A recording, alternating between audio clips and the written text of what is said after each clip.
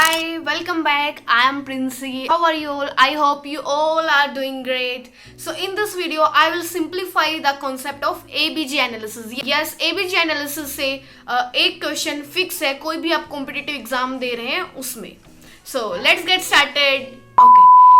सबसे पहले ABG analysis में how to analyse the ABG. सबसे पहले whenever you get the problem, you have to see the pH values.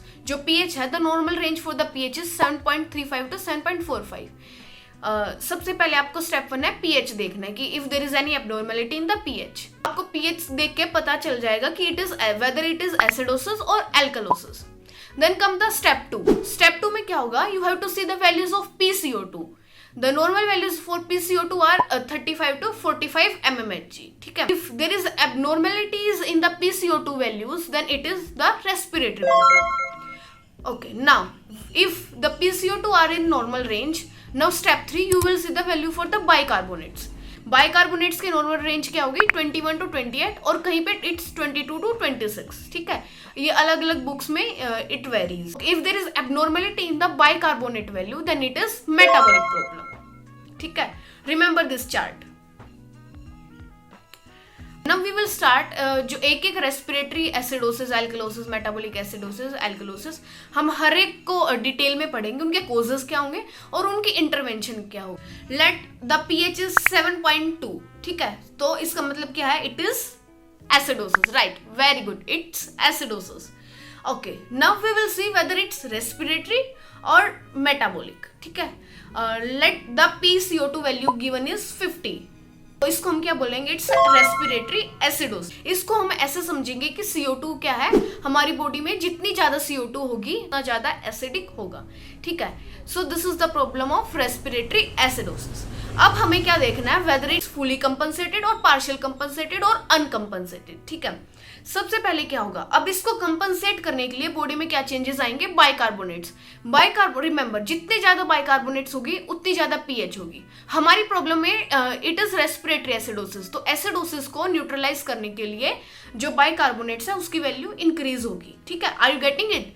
जो bicarbonates है उसकी एरो अप जाएगी. लेट अगर हमारी जो पीएच है वो नॉर्मल रेंज में है, PCO2 is increased and bicarbonates are also increased. इसका मतलब भी क्या है? फुली कंपनसेटेड है, मतलब कि पीएच नॉर्मल रेंज में आ चुकी है. जो पीएच है वो अभी भी लेस देन 7.35 है, मतलब कि अभी भी वो एसिडोसिस में है. बट जो बाइकार्बोनेट्स है और PCO2 है that is increased. The value of bicarbonates are increasing to compensate the acidosis. So it is partially compensated. Coming to the causes of respiratory acidosis.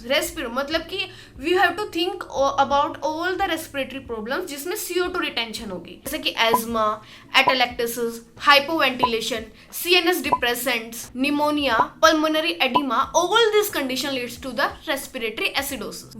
What intervention we will give in the respiratory acidosis? इसमें क्या हो रहा है? CO2 is retaining inside the body और oxygen का level कम हो रहा है. So first we will attach the oxygen to the patient. Also we will encourage the coughing and change the position of the patient and we will prepare for the ET intubation if needed. ठीक है, this was the first respiratory acidosis.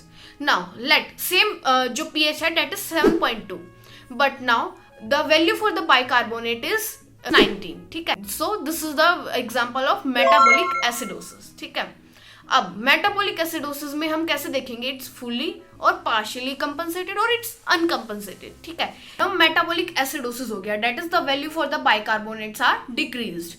ठीक है, अब उसको neutralise करने के लिए we need alkaline. इसके लिए क्या होगा? जो respiratory system will expel out all the CO2 and in the body what remains back is the decreased PCO2. ठीक है, समझ, आर यू गेटिंग इट? हमारी बॉडी में मेटाबॉलिक एसिडोसिस हो गया है, उसको न्यूट्रलाइज करने के लिए what the respiratory system will do is it will expel out all the CO2 and what remains back is decreased value for the PCO2. ठीक है, ओके, क्लियर? अब क्या होगा? To see whether it's fully और partially compensated. ठीक है, अब क्या होगा? इन पार्शियली कंपनसेटेड में क्या होगा? The value for the pH is still decreased. ठीक है, वो अभी भी एबनॉर्मल में है and the value for the bicarbonates will also decrease. ठीक है, and the value for the PCO2 will be also decreased because the body is trying to neutralize the excess of the acid. Okay, fully compensated क्या होगा, pH will be normal range, ठीक है, pH normal range में हो गया. Bicarbonates, the value for the bicarbonates will be decreased, and as the body is trying to compensate for the acidosis, the value for the PCO2 will also be decreased. Okay, now what are the causes for the metabolic acidosis? जो condition हमारी body में acid को increase कर रहे हैं वो सारी condition कौन सी, like diarrhoea, renal insufficiency, diabetic ketoacidosis. What are all the intervention for the metabolic acidosis? Metabolic acidosis के लिए हम क्या क्या intervention दें? If the patient is of diabetes mellitus, we will give the insulin. And if the patient is in diabetic ketoacidosis, we will give the IV fluid hydration देंगे हम patient को, and also monitor the electrolytes. If the patient is of renal insufficiency, then we will consider if patient need dialysis. Also, we will give the low protein and high calories in the case of renal insufficiency. Okay, this was all about the respiratory acidosis and metabolic acidosis.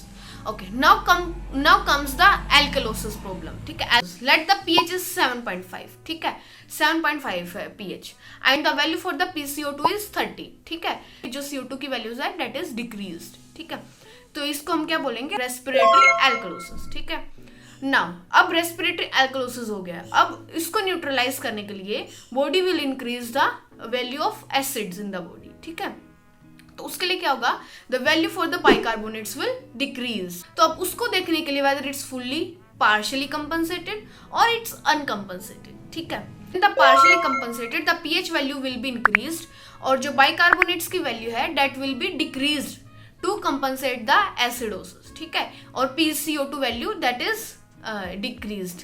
ठीक है, the condition is fully compensated है तो उसमें क्या होगा, it's compensated, तो उसमें pH will be normal और PCO2 की value will be decreased and the bicarbonates value will also be decreased. What are the causes of the respiratory alkalosis?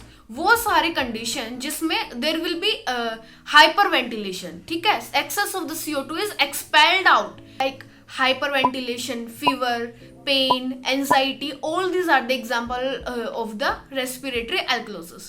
Now, the intervention for the respiratory alkalosis is, as the value of CO2 is decreased, we will encourage the rebreathing in paper bag.